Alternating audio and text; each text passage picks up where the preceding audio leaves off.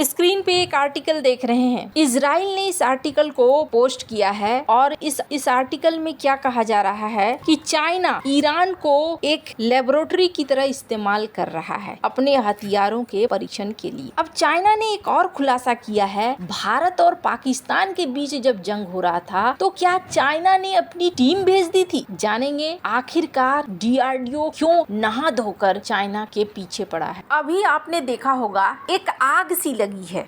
भारत के डीआरडीओ में एक के बाद एक कई बड़े परीक्षण हो रहे हैं और ये परीक्षण यूं ही नहीं हो रहे हैं। भारत के जनरल ने हाल ही में एक इंटरव्यू दिया था और इस इंटरव्यू में बता भी दिया। वहीं चीन की सरकारी कंपनी ने चीन की ही सरकारी मीडिया को एक इंटरव्यू दिया जिसमें ऑपरेशन सिंदूर को लेकर बड़ी बात बताई है। जानेंगे जियोपॉलिटिक्स में क्या कुछ चल रहा है। हमेशा की तरह जानने को मिलेगा बहुत कुछ। आइए जानते हैं इन खबरों को विस्तार से। स्क्रीन पर एक ट्वीट देख रहे हैं। हेमंत बिस्व शर्मा, इन्होंने भारत को बधाई दी। असम के चीफ मिनिस्टर और इन्होंने अग्नि सीरीज की मिसाइल के परीक्षण को लेकर बधाई। मैंने अपनी पिछली खबर में बताया था कि अग्नि ने किस तरीके से परेशान कर रखा है इस वक्त पड़ोसियों को। लेकिन सिर्फ इतना ही नहीं है। 9 मई 2026 को हैदराबाद में डीआरडीओ ने एक और परीक्षण किया और इस परीक्षण में स्क्रैमजेट कंबस्टर का 1200 सेकेंड करीब 20 मिनट लंबा सफल परीक्षण किया और ये भारत के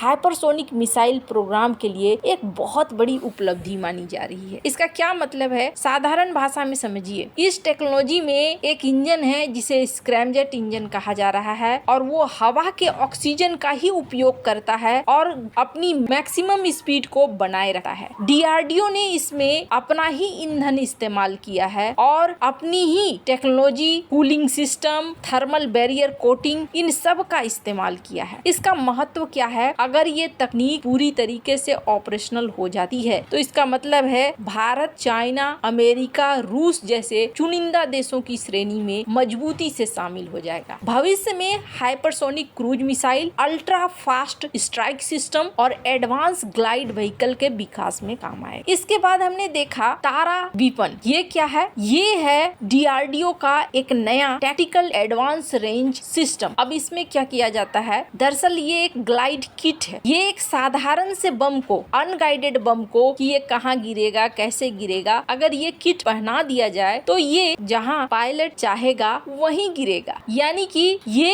एक साधारण बम को स्मार्ट बम में बदल देता है। इसका फायदा क्या है? कम लागत, ज्यादा एक्यूरेसी। इसके अलावे अगर लॉन्ग रेंज स्ट्राइक करना है तो सेफ है। पता ही है कि ये ठिकाने पर लगेगा ही लगेगा। जगुआर एयरक्राफ्ट से इसका परीक्षण किया गया हाल ही में और इसके बाद एक और परीक्षण हुआ है जो रहस्यमयी मिसाइल है और एक चमकदार ट्रेल दिखाई दी। बांग्लादेश तक देखा गया। कई रक्षा विशेषज्ञ मान रहे हैं कि शायद भारत ने हाइपरसोनिक टेक्नोलॉजी या किसी एडवांस मिसाइल सिस्टम का परीक्षण किया है। इसके अलावे डीआरडीओ घातक पर काम कर रहा है और घातक को लेकर तेजी से काम किया जा रहा है और इसके बाद बहुत सारी चीजें हैं जिस पर भारत काम कर रहा है। खास करके डीआरडीओ की बात करें तो डीआरडीओ इस वक्त हाथ धोकर नहीं बल्कि नहा धोकर लगा है चीन और पाकिस्तान के मुकाबले के लिए, अपने एडवांस स्ट्राइक कैपेबिलिटी को बढ़ाने के लिए और तेजी से रिस्पॉन्स सिस्टम को विकसित करने के लिए। विशेष करके आप देखेंगे ऑपरेशन सिंदूर के बाद Bharat air defence, strike, hypersonic warfare इसमें तेजी से काम कर रहा है। लेकिन डीआरडीओ इस तरीके से तेजी से काम क्यों कर रहा है? इसके पीछे एक बड़ा कारण है। एक चीज तो समझ में आ चुका है ऑपरेशन सिंदूर के बाद ही कि चाइना पाकिस्तान के साथ खड़ा था। इस चीज को लेकर भारत के जनरल ने कहा भी था। स्क्रीन पर इस वीडियो को सुनिए जिसमें क्या कहते हैं।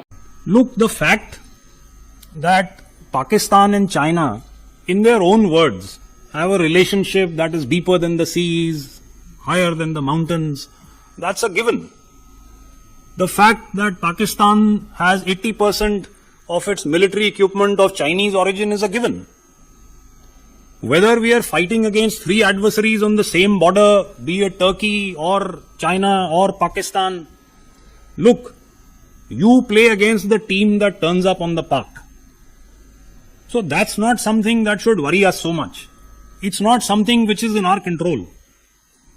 What is in our control is what we've all spoken about. इसमें ये कहते हैं कि चाइना और पाकिस्तान खुद ही कहते हैं कि हमारी दोस्ती माउंटेन से ज्यादा ऊंची है, समंदर से ज्यादा गहरी है। तो हमें पता है इस तरीके की चीजें होंगी, अब क्लियर हो चुका है। 3 देश आएंगे, पाकिस्तान, चाइना, तुर्की। हम उसके अनुसार तैयारियां कर रहे हैं। अभी चीन की सरकारी मीडिया में एक इंटरव्यू दिया चीन की सरकारी company aviation industry corporation China AV के इंजीनियर ने, झांग हेंग। इन्होंने कहा कि उनकी टीम पाकिस्तान में मौजूद थी और उसने पाकिस्तान एयरफोर्स को टेक्निकल सहायता दी। ये वही संस्थान है जो चीन के J-10C लड़ाकू विमान, UAV और कई आधुनिक एयर कॉम्बैट सिस्टम विकसित करता है। कहा जाता है कि पाकिस्तान ने भारत के खिलाफ संघर्ष के दौरान चीनी J-10C फाइटर जेट और PL-15 मिसाइलों का इस्तेमाल किया था। ये भारत द्वारा ऑपरेशन सिंदूर के समय देखने को मिला था। हालांकि भारत के कई बड़े अधिकारियों ने पहले भी संकेत दिए थे कि पाकिस्तान को चीन से रियल टाइम सहायता मिल रही थी और चीन अपने हथियारों का परीक्षण भी कर रहा था। वैसे आपको बता दूं, पहली चीज ये खुलासा क्यों इतना बड़ा माना जाता है। पहले माना जाता था कि चीन पाकिस्तान को हथियार देता है, सैटेलाइट देता है और इंटेलिजेंस देता है, लेकिन अब पहली बार चीन ने माना कि उसके इंजीनियर सीधे पाकिस्तान में मौजूद। भारत लंबे समय से कहता रहा है कि युद्ध की स्थिति में उसे पश्चिम में पाकिस्तान और उत्तर में चीन दोनों का सामना करना पड़ सकता है और अब ये मामला उस आशंका को और मजबूत कर रहा है। भारतीय सेना के बड़े अधिकारियों ने पहले कहा था कि पाकिस्तान चीन के लिए एक